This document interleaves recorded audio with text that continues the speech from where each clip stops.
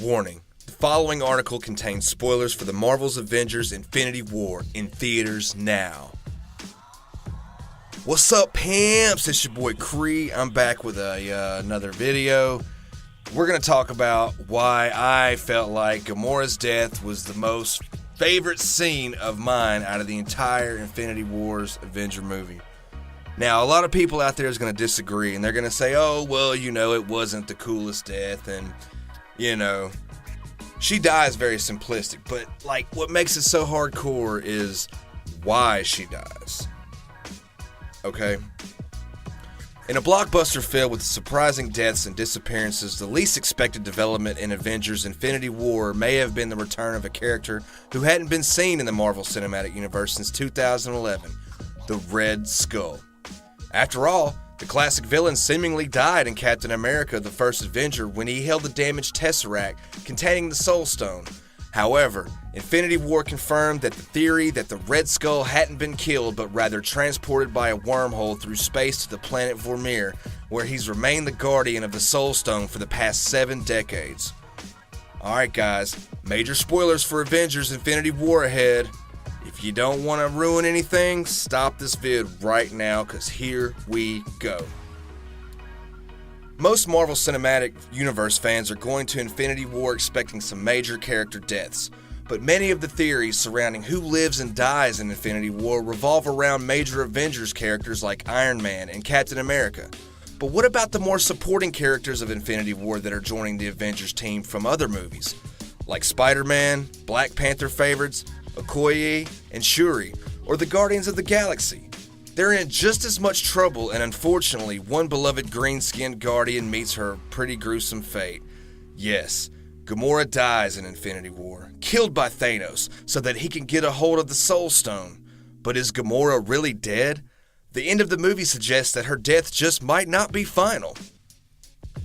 Infinity War highlights the tumultuous relationship Gamora has with her adoptive father, the evil titan Thanos. Thanos' main scheme is to fuse all of the known Infinity Stones, power, space, reality, time, mind, and soul, into one all-powerful Infinity Gauntlet and use it to wipe out half of the living beings in the galaxy with a snap of his fingers. We see Thanos' half-must-die theory in action during a flashback on Gamora's home planet. Her people are struggling and starving, so Thanos believes that by killing half, he can save the other half, calling it mercy. But he takes a particular interest in a young Gamora, whose innocence seems to rekindle some kind of empathy inside of him. After all, Gamora and Nebula were both adopted, more like captured, and raised by Thanos, but have a seriously agitated relationship with the guy. But Thanos figures out that Gamora knows where the Soul Stone is. In order to get her to reveal its location, Thanos tortures her sister Nebula, and then becomes so horrific that Gamora gives in despite her previously rocky relationship with her sis. Gamora tells Thanos that the Soul Stone is being held on the planet Vormir, and the two visit together, where they approach a smoky, rocky cliff featuring 2 large towers. Upon their arrival, they're greeted by a floating hooded figure who reveals himself to be Red Skull from Captain America: The First Avenger. How he got to Vormir and become the keeper of the Soul Stone remains a mystery, but as it turns out, all of those rumors that Red Skull appearing in Infinity War were true. Red Skull tells Thanos that in order to acquire the Soul Stone, he has to sacrifice something he loves, a soul for a soul. Gamora laughs, believing that Thanos loves nothing, therefore won't be able to summon the Soul Stone out of the misty depths.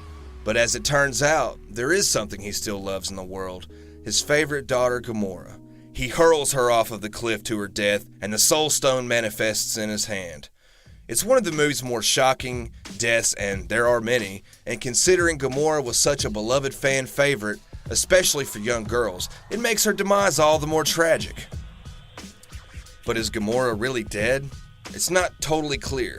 Peter Quill and Nebula mourn her death during their big confrontation with Thanos, but Thanos actually does get away with his plan to wipe out half of the population of the universe with the snap of his fingers once he has all of the Infinity Stones in his gauntlet.